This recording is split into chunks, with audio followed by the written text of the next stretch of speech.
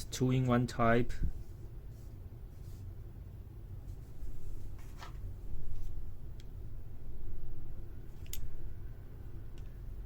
This is a 3/8 inch square, and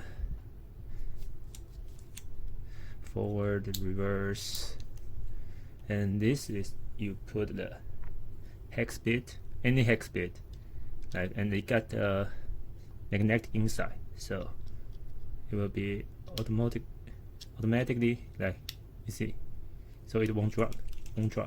Okay, you put any a quarter inch hex bit, any quarter inch